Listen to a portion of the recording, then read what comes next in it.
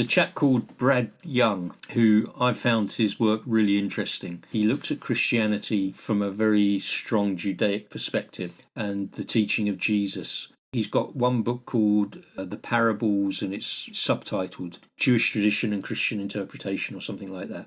And he says this: Jesus and the rabbis of old taught about God by using concrete illustrations that reach the heart through the imagination. They challenged the mind on the highest intellectual level by using simple stories that made common sense out of the complexities of religious faith and human experience. On the one hand, in finite terms, God is beyond human comprehension, but on the other, his infinite majesty may be captured in vivid stories of daily life. And this is what Jesus was so good at doing.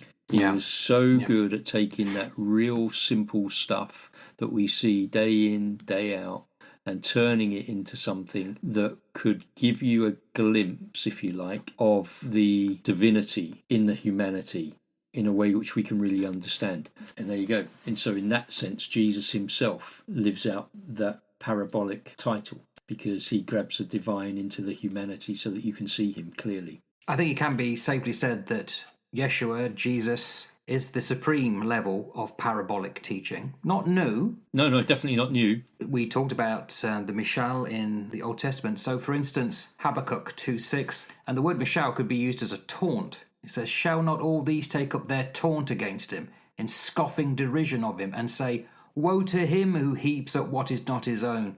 For how long? And loads himself with pledges." That kind of language. And it's found in Plato's writings, and Socrates, Aristotle. Seneca said that parables demonstrate truths. So this was an ancient form that Jesus gave to the world. The word parable comes from the Greek, however. We're not saying they're mashalic.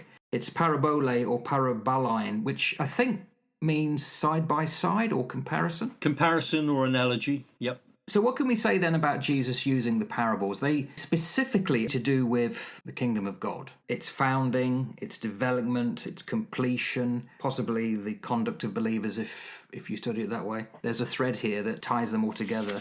Who are they for? There's a tendency to think that they were given the audience, but they're not, are they? They're also for some other group, and they're the ones who followed him. When you look at the parables of Jesus woven into his storytelling, you've got biblical allusions. Kings was a common theme, and a king was chosen to illustrate God's relationship with the world in general, but particularly in terms of God's relationship with Israel, because the idea of God as king was something that was really well ingrained. Remember, his focus is for the lost sheep of Israel. He's come for Israel.